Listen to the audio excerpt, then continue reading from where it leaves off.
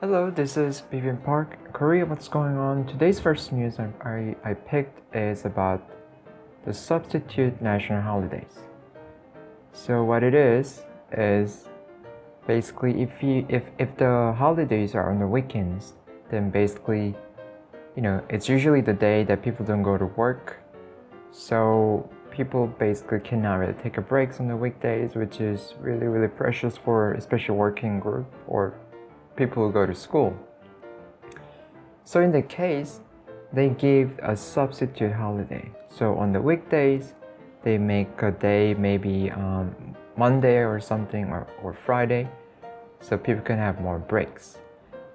So about 72% people agree that the substitute holidays policy there is already, but they want to include everything from now on. So for instance, the Hangul날 is a National Korean Language Day and Christmas are on Saturday. And Independence Day and the day of the nation was made is on Sunday. And the thing is that, it's very low compared to the other times. So in the 2008, the national holidays was 69 days, and this year is only 64 days. So by including this, people can take more days off. And the benefit as a nation is that once people go out and go for a trip or go hang out with their people or family, that makes a lot of money for the people who do the business, who make maybe restaurant and venues, maybe hotels. So about just adding one more holiday gives about $4 billion or something. That's why they like it. It's beneficial. Also, people are tired from the pandemic, staying indoor constantly, so it is also a good idea for people to have some more breaks too. That was it, and next news is about the North Korea. So this person really didn't like North Korean people watching more South Korean K-pop and those dramas and just TV shows in general. So he said that this K-pop is very bad cancer, and he was really upset that North Korean women use the term oppa because they don't really use that term.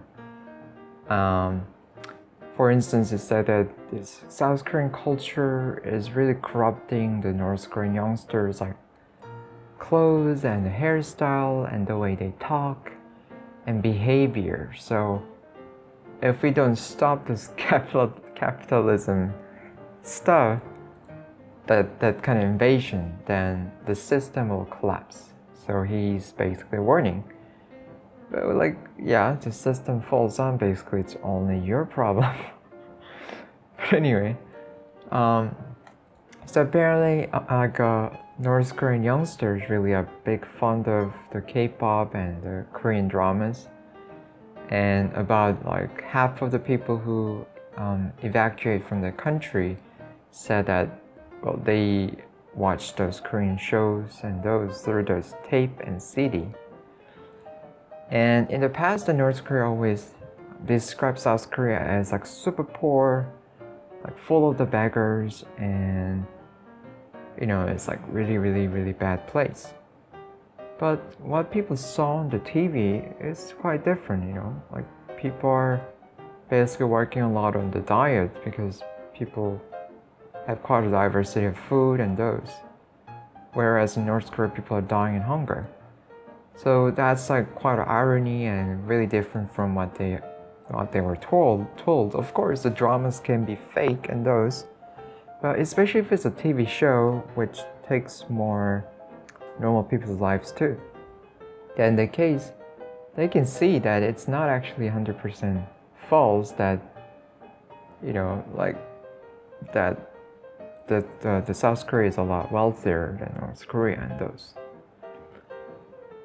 So yeah, it's going to be a lot more difficult for North Korea to control, and more people would know the truth and fact. They're likely to be more, cautious or upset or angry to the North Korean regime. So they're likely to try to get out of the country and go to more freedom in a country where they can do something that what they want and not really dying in hunger. The last news is about this teenage clerk. He was working in a coffee venue in those highway breakpoint. And because he just gave this receipt with one hand, not the both hands, to the customer, he got basically smacked on his face and kind of assaulted. And the thing is that in the Korean tradition, in the custom, people usually hand something with both hands to especially elderly or someone who is like a boss or something. So you can just give with one hand to your friend or to your really close person, but not to someone who is definitely older and especially those customer and the clerk relationship.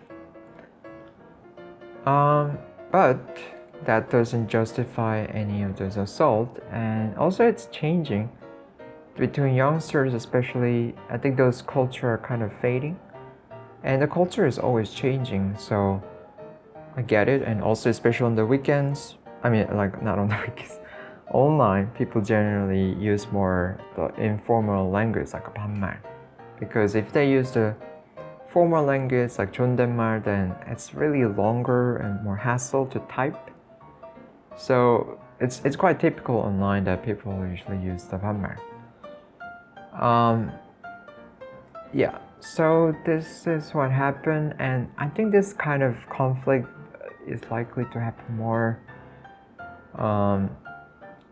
I personally keep the manners because I just don't want to make any trouble. Also, it's just not a big deal. I just do the way the other people want to be treated. So I just do it. And he's also maybe not he intended to be rude. He was just writing something with the other hand. That's why he just gave that receipt with one hand. So that guy could have just understood, or if he felt really, really offended, then he could have just explained that why this behavior and gesture seems pretty rude to him or something, instead of using the violence. So these are the news I picked. I hope you found it interesting, and see you next time.